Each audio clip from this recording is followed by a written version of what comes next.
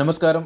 രാജസ്ഥാനിൽ ഇക്കുറി കോൺഗ്രസ് 10 സീറ്റ് വരെ നേടുമെന്ന് കേരളത്തിലെ മുൻ ചീഫ് ഇലക്ടറൽ ഓഫീസർ ടിക്കാറാം മീണെ. രാജസ്ഥാനിലെ ഇപ്പോഴത്തെ രാഷ്ട്രീയ സാഹചര്യം കോൺഗ്രസിന് അനുകൂലമാണെന്നും ടിക്കാറാം, ഗ്രാമങ്ങളിൽ നിന്നും താൻ നേരിട്ട് ശേഖരിച്ച വിവരത്തിൻ്റെ അടിസ്ഥാനത്തിലാണ് ഇത് പറയുന്നതെന്നും അദ്ദേഹം കൂട്ടിച്ചേർത്തു.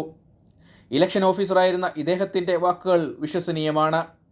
കോൺഗ്രസ്സുകാരനായ തനിക്ക് ലോക്സഭയിലേക്ക് സീറ്റ് ലഭിക്കുമെന്ന് കരുതിയെങ്കിലും കിട്ടാത്തതിൽ നിരാശയുണ്ടെന്നും അദ്ദേഹം കൂട്ടിച്ചേർത്തു.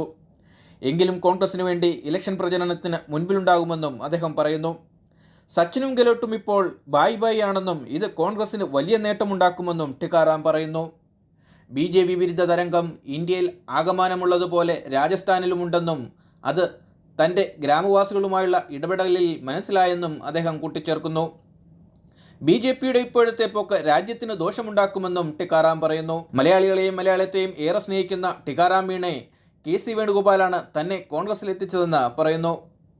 കോൺഗ്രസിൻ്റെ വലിയ പരാജയമാണ് ഇദ്ദേഹത്തെ പോലുള്ളവരെ മത്സരിപ്പിക്കാത്തത്.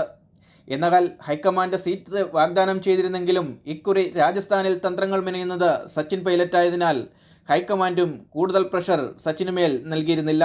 എന്നാൽ ടിക്കാറാം മീണയ്ക്ക് വൈകാതെ നല്ലൊരു സ്ഥാനം നൽകുമെന്നാണ് വിശ്വസിക്കുന്നത്. എന്തായാലും രാജസ്ഥാനിൻ്റെ കാറ്റ് ഇക്കുറി കോൺഗ്രസിന് അനുകൂലമാണെന്ന് തന്നെയാണ് ടിക്കാറാമിനെ പോലുള്ളവർ പറയുന്നത്. ഇത് തന്നെയാണ് പല സർവേകളിലും കാണിക്കുന്നത്. കഴിഞ്ഞ 2 തവണകളായി എല്ലാ സീറ്റും തൂത്തുവാരുന്ന BJPക്ക് ഇക്കുറി കാര്യങ്ങൾ എളുപ്പമാകില്ല.